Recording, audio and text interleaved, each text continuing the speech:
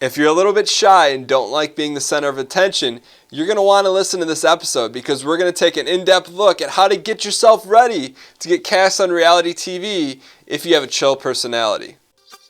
Welcome to the How to Get on Reality TV podcast with Dan Giesling, where I answer your reality TV casting questions once a week.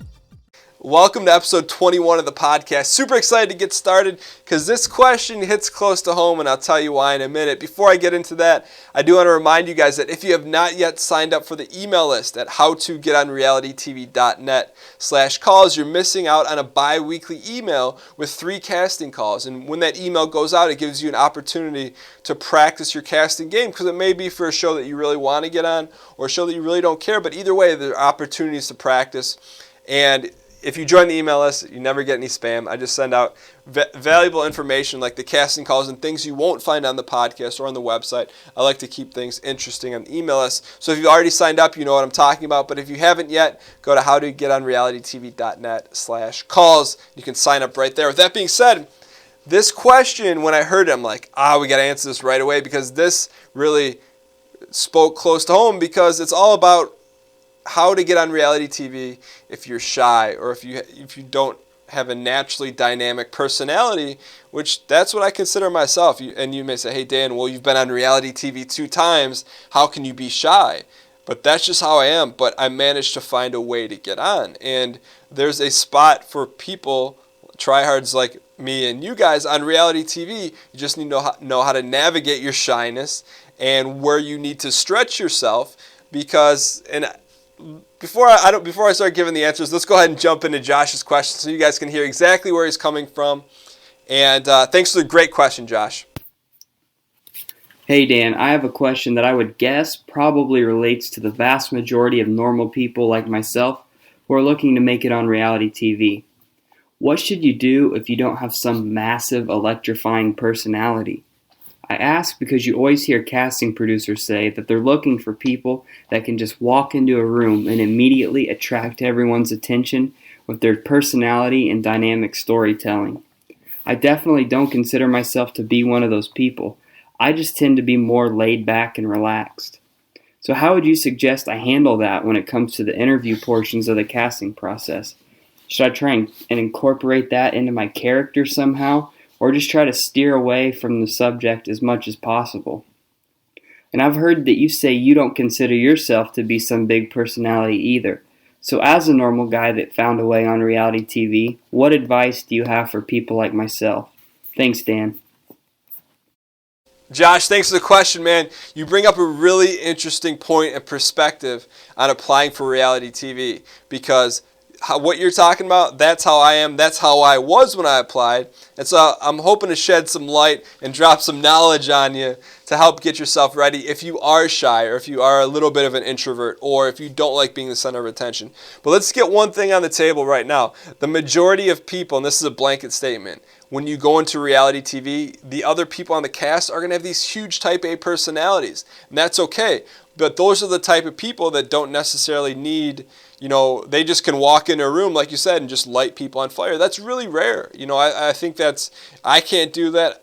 I know the majority of people can't do that. It's a rare quality, which makes them stand out and really be excellent candidates for reality TV. But that doesn't mean there's not a place for introverts like yourself and myself on reality TV, obviously. So once you kind of understand that's the people you're going to be in with, if you're still cool with that, then, let's press forward. So, if you're not naturally dynamic, that's okay. You just have to shine in your audition. And the thing to remember about most of these audition processes is it's a one-on-one situation, maybe 1-on-2. You could even be a Skype interview. So you're not in a room with like 30 people trying to compete, which is why I don't recommend going to open casting calls. But, so you're in a one-on-one normal dialogue situation. If you're not comfortable there, then I have some tips for you. You have to be comfortable in a one-on-one situation. As things progress, depending on the show and the network, you're going to go from a one-on-one situation to maybe a 1-on-3 or maybe a 1-5 to 1-7 in the final stages with the network executives. And you got to be able to talk in a normal conversational tone. No one on a reality TV from a casting process is going to expect you to walk into a circle of 10 people and make everyone laugh. It's not that type of a process. So if you can get that out of your head, Then, okay, the next hurdle is getting comfortable talking in one-on-one situations. So really, the other thing I want to talk about before we get into some actual tips is there's a difference between laid-back personalities and boring personalities. Let me give you an example of a boring personality. How was the day today? Oh, it was okay. Okay. What do you do for a living? Oh, I work in an office. That's boring. Okay. Short, nondescript answers is really boring. What's an example of being laid back and engaging? Just talking about yourself in a normal way. You don't have to, tell these elaborate stories and about how you duped your boss into giving you a promotion or whatever. It's not about that. It's just being comfortable in a one-on-one setting, because that's how the majority of casting interviews are. And so let's talk about this. So really, what we're boiling this down to is you need to be able to talk about yourself. You need to be able to tell a story, and you need to be comfortable in one-on-one situations. So here's my tips on how to get better at this if you're an introvert. Number one, you got to practice. And, I give talks to college students, not about how to get on reality TV, but I get the question all the time, hey, I'm really shy. I don't want to be shy anymore. I want to work on my leadership. This is the thing you can do, and it applies to reality TV, oddly enough, or casting. You need to have some very low-risk conversations. What do I mean by low-risk conversation? If you're nervous when you talk to people, here's the best thing you can do. Next time you go to the store, whether it's a drugstore or grocery store, and you're checking out, okay, this is if you're like step one, super shy. As you're checking out, you're buying things, ask the person checking you out, how is their day going? How are you doing today? Ask an open-ended question. And here's why. A lot of people say, well, hey, Dan, I don't want to seem like a weirdo talking to a clerk or a cashier. And let's play two scenarios. One, they think you're a weirdo. Okay, so say someone thinks you're weird for asking them how their day is. Number one, that's weird if someone thinks you're weird for asking them how they're doing. But let's just assume that that's how they make you feel. Okay, in 30 seconds, you're going to have your bag of groceries, milk, and fabric softener for the kids, and you're going to be off. So you're never going to see that person again, and chances are it's not a big deal. So that's a low-risk conversation. 30 seconds later, you're never going to see them again. But let's talk on the flip side. Let's say you ask them how their day's going. They're probably going to smile, and they're probably going to talk to you. And then it's a chance for you to ask another open-ended question while they're checking things out.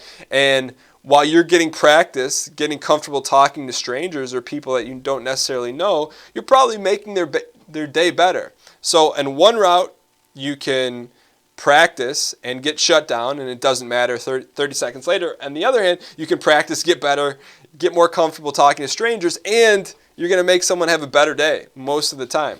So that's the first thing, practice. Practice on people you don't know. Practice just conversating with people you don't know.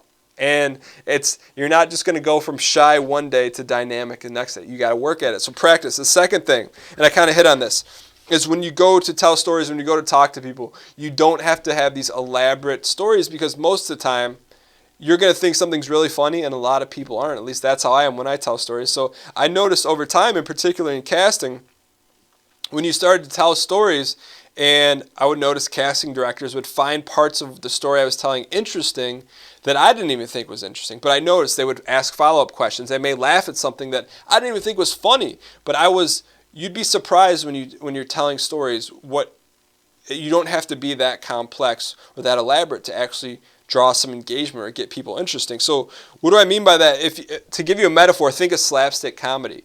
You see someone get smacked in the head with a 2x4, it's probably pretty funny. But you look at some of the more elaborate comedians that bust, it's like, okay, all you had to do is get slapped with a 2x4, and I would have remembered you a lot more than your stupid joke about broken eggs. I don't know. But bottom line, if you think of like slapstick comedy, not in the sense of trying to be funny, but just keep things simple, and more importantly, be aware of your audience. So as you tell these stories about yourself time and time again, as you get more comfortable, you're going to notice that the general population or people generally are going to laugh at the same part or get naturally engaged at the same part of the story you're telling, and that's how you know that you're on the right track. And the third thing that you need to do, because since you are kind of shy or you're more of an introvert, you need to build your stories to essentially brag for you or explain your story for you. Because, if you're shy, chances are part of the reality TV process that is kind of the weirdest and most uncomfortable part of the whole thing is explaining to someone or selling yourself on why you're so great and why you should be on the show or be considered to be on the show. And instead of saying things like that, I'm the greatest of all time, or I'm going to be the best ever, whatever, let the stories tell that for you. Because if that's not in your personality to be outgoing and to be braggadocious or what have you, don't do it. And that's how I kind of want to wrap this answer up is don't fake it, but play around it. Meaning that you don't need to go into audition video and say, hey, I'm the shyest person in the world. You can still get to that same point without naturally saying that. What would help you in this situation, if you are a shy or introvert person, is explain a specific type of person that you're shy around or that you're uncomfortable around or that you may get nervous around. Because chances are they're going to dig and ask you more about that, and they're going to want a story about, okay, well, why do you get nervous around curly-haired redheads? Do you have a thing for redheaded girls? All of a sudden, you are, I don't have a thing for redheaded girls. I love you, Chelsea. But all of a sudden, you've built a prong in your character. Like, well, what if we put this guy in with, a really attractive redheaded curly-haired girl? That would make for some interesting television to see someone stumble around. So use your shyness or use your introvertness, I don't think that's a word, to your advantage by narrowing it down to who you get nervous around, but you've got to get yourself comfortable talking in one-on-one positions. So if you're an introvert, do I think there's room for you to get cast on reality TV? Yes. I feel very strongly about that because I feel like I'm proof of that. Outside of that, do I think if you're an introvert that you can get cast on reality TV if you're not comfortable having one-on-one conversations? No chance. So the good news is, the bad news is if you can't have one-on-one conversations, you're not going to get cast on reality TV. The good news is you can work on that and get a lot better at that. Now, the other thing I want to tell you guys is wrap things up because, like I said, this question from Josh really hit home. Is this just reminded me of how I was. And going into every single reality TV audition, I was really nervous. I was worried that I was going to say the wrong thing. I would even get nervous in the one-on-one situations, but when you're prepared and you have your story and you've practiced, you're going to do a lot better. So if you haven't had a one-on-one conversation with a stranger in like a month or a couple months or ever, you don't want to go into a reality TV audition. Get yourself in position, practice, and I promise you, you'll get yourself in a better position. So real quick, let me recap those 3 tips for you. Number 1, practice. Practice on clerks, practice on cashiers, practice in low-risk situations. So that way, if you are uncomfortable, look, you're out of there in 30 seconds or less. When you start to tell stories or when you start to create your stories, don't make them super elaborate. Make them really to the point, and also, more importantly, be aware of your audience. So as your audience reacts, whether it's your mom and sister, whether it's 2 of your friends, look at what they react at. If they're not laughing when you're trying to make something funny, cut it out. Try something else. But be really aware of your audience. And the third thing is use your stories to brag about yourself, humble brag about yourself, and that will help you kind of get rid of that introvert, stigma, if you will. So, Josh, I hope that helps. I know this is a long answer, but there is work to do. And don't look at your introvertness or your shyness or the fact that you're not the center of attention nor like being the center of attention as a weakness. Just find a way to work around it because it will work.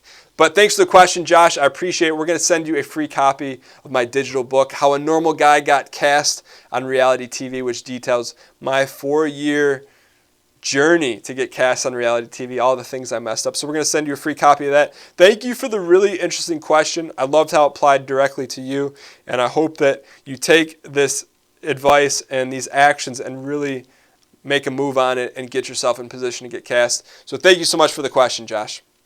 All right, so that wraps up another episode of the podcast. I want to thank you for taking the time out to listen.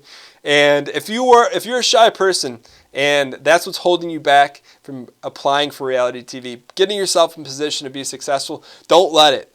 And when this is over today, go out, go to 7-Eleven, grab a Slurpee, whatever, but talk to the cashier. Don't just hand them the money and run. Start working on your casting story now. Start working on your conversational skills now, because it's going to serve you tremendously in the long run. And I'm not telling you guys this from a preachy standpoint. I'm sharing this with you because this is what I did. I've always been a shy person, and it's worked for me over time. And I know it's going to do the same for you. So with that being said, if you haven't had a chance to join up on the email list, you can do so by going to howtogetonrealitytv.net/calls. I send an email out every 2 weeks with some casting calls that are perfect for you guys to practice at getting less shy and getting yourself out there. So you can join that at howtogetonrealitytv.net/calls. Thank you guys so much. If you guys have a question for the podcast, please send in a voicemail. You can do that by going to howtogetonrealitytv.net/ask. You guys run the show. I just sit here and answer the questions. You guys make this show what it is when you ask great questions like Josh did and that are really in depth. So that being said, thank you guys for listening. Thank you guys for watching if you watch on YouTube. And I will see you guys next week. Later.